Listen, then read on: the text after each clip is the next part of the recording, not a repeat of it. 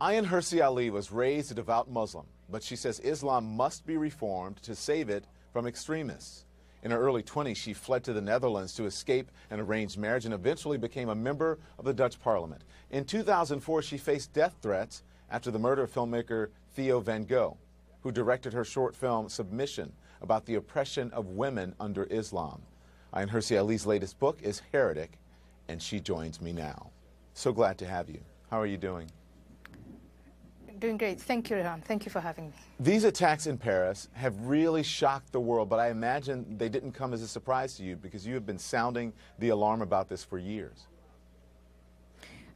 Unfortunately, that's true. It's tragic. I wish I did. I mean, I always say I wish I was wrong. But yeah, I mean, the message that there is a utopia where the world can be brought under the banner of Islam, that is something that's been spreading for decades and decades, and it's infected the hearts and minds of young people who are acting on it. Mm-hmm. Why do you feel this way about Islam? Because you were raised a Muslim, a devout Muslim. I was raised a devout Muslim, and initially, up to about my mid-teens, we took it for granted that we were Muslims. And then in secondary school, I mean, I was 15, 16 at that point, this narrative that it wasn't enough to be just Muslim, it wasn't enough to be pious. There had to be something else. You had to go and command right and forbid wrong and tell fellow Muslims that they should be praying and should be pious, to tell Christians to convert to Islam. What entered our neighborhood and our life was a narrative of jihad, you know, holy war, martyrdom. The world was divided into those who believe and those who don't. Jews became our enemies, etc. And that is when 9/11 happened years later. I thought, oh my goodness, that took on hold, and it's not only of me, but if I was one of those young 19 men, and if I had gone on to believe that, I would definitely have done the same thing. You say the opposite of what many people who come on and who are Muslims and who practice Islam, and they say Islam is a peaceful religion. Are you saying Islam is not a peaceful religion? I'm saying there are millions of peaceful Muslims, people who want to live in peace, especially since that's the one key thing that's challenged in Muslim-majority societies. But Islam as a doctrine, as a theology, and especially in its political aspects, it is used to wage war. It's used as a tool of intolerance towards women, towards gays, towards others.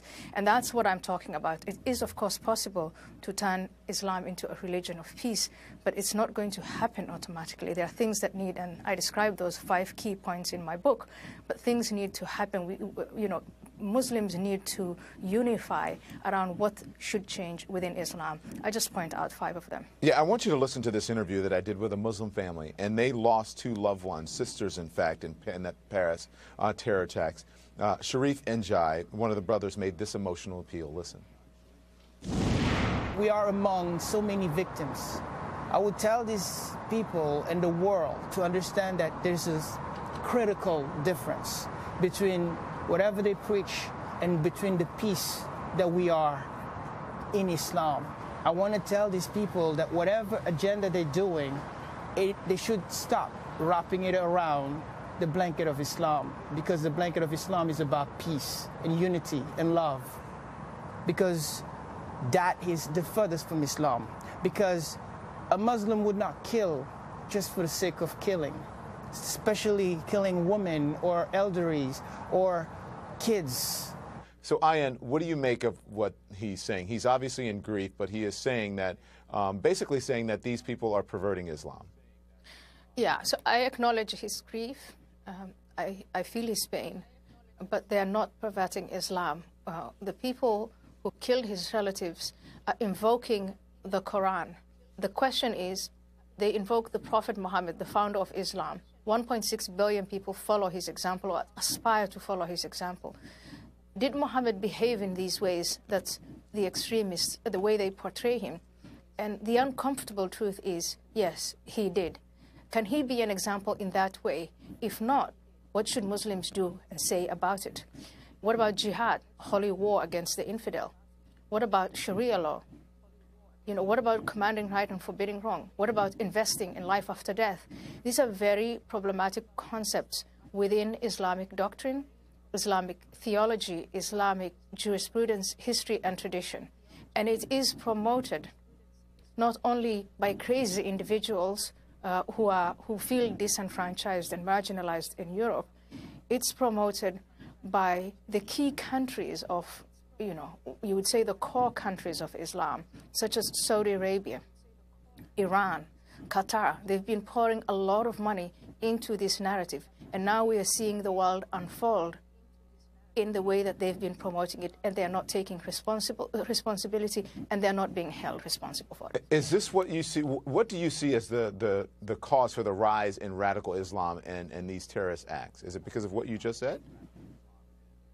Well, the idea that the world can only be improved and Islam is the solution, that idea is about at least 95 years old. If I start with the Sunni Muslim Brotherhood in response to, westernization.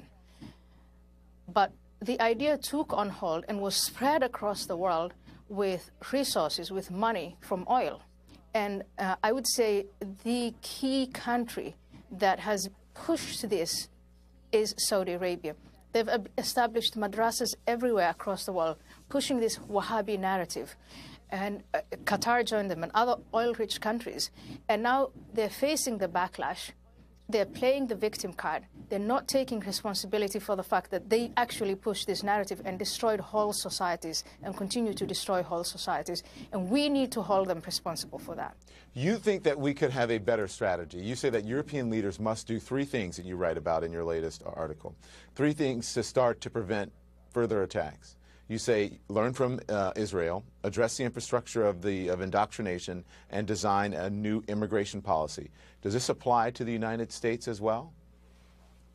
I think eventually it will. 2 decades ago, when this generation that have now turned out to be jihadis, when they were not jihadis, when they were just young children, Europeans failed to educate them and immerse them in the ideas of liberty and tolerance and equality and what Europe is all about. The Islamists were penetrating their neighborhoods, telling them Western civilization is all about oppression and decadence. And they could read in newspapers and see on television Westerners also complaining about Western society, thus reinforcing that message.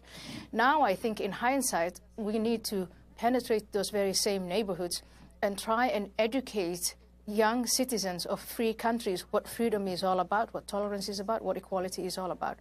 Closing of borders. Again, 20 years ago, there was no need for that when the problem was relatively small. But now the scale of the problem is so big that you have to take these draconian measures to try and at least, bring some semblance of order into it. The United States is not where Europe is. But if the United States follows the same footsteps, multiculturalism and all this nonsense, then the United States could very quickly get there. Let's talk about this Syrian refugee question that has been raised here in the United States. It's very different than in Europe, I would think, where there are tens of thousands of people who can cross into the border. Here, people have to undergo a screening process of up to 24 months. Does that stricter policy make any difference at all? Again, I watch this with incredulity, and I think it is not really about where they are coming from and who they are. We know that these people, most Syrians, have been subjected to terror more than we can ever understand. And those who survive, if they're looking for help, I think we in the United States and even in Europe, we should offer that help. But it is what happens after they arrive, not before. Once Syrians come here, if we can educate them and immerse them, again, in the doctrine of freedom and what the constitution of this country is about, that's a different story. And when they're here 20 years from now, I think we're going to see people who are grateful to America and are patriotic. But if not, if we leave them in the hands of these, Islamists, we're going to see what happened in Minneapolis with people who come from the same country as I do. A lot of, Somalis in Minneapolis, in Minnesota, ended up joining Al-Shabaab in the U.S., not before they were here. Ayaan Hirsi Ali, thank you so much. You're welcome. Is telling, and that the story is not supported by the facts. Last week he said that thousands of radical Islamic terrorists have been allowed into the United States. Think about that. Yeah. He said thousands of Islamic terrorists have been allowed inside the United States. people barely notice because he says so much that has to be fact-checked. We can barely keep up. But he's saying things that are flatly untrue, and they all buy into this larger storyline that the system is against the American people. Well, that's the whole thing that we have. It does add up to a danger. But that's the whole thing that you hear, and it's not just from Donald Trump. You hear it from a lot of folks, especially, I think, more so during this election when we talk about police violence, when Dennis was just talking about, but it doesn't matter. The fact checks don't matter.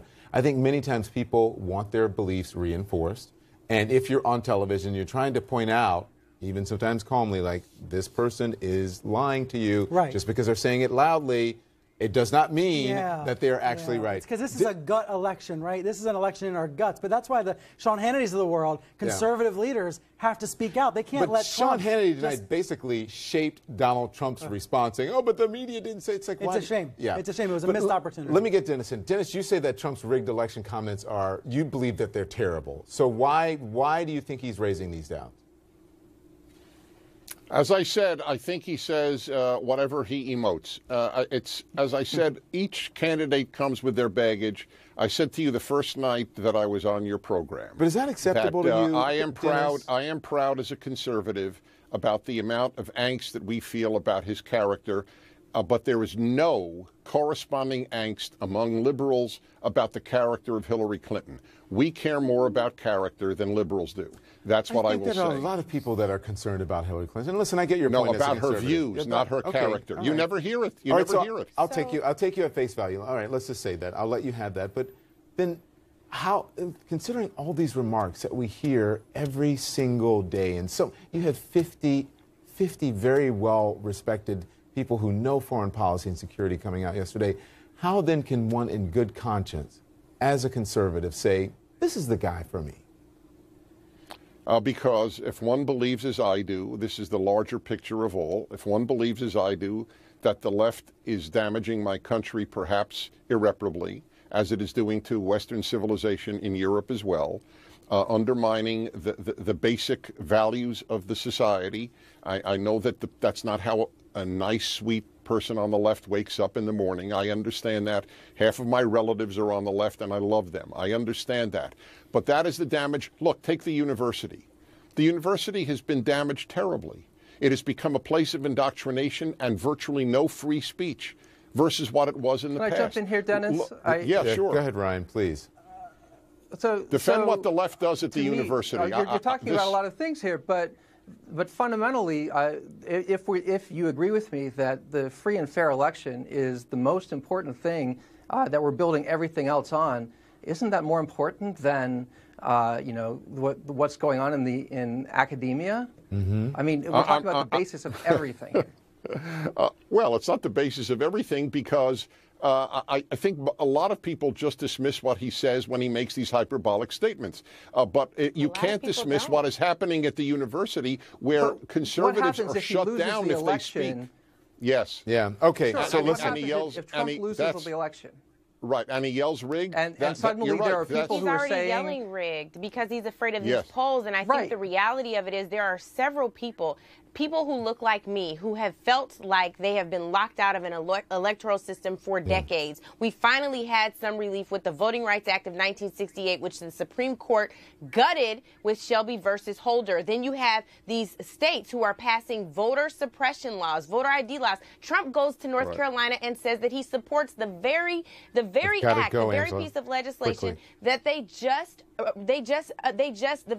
appeals court just said is not constitutional. That is a major problem. Well, that's going to have to be the last word. Thank you all. I'm out of time. Thank you, Ryan. I appreciate you coming.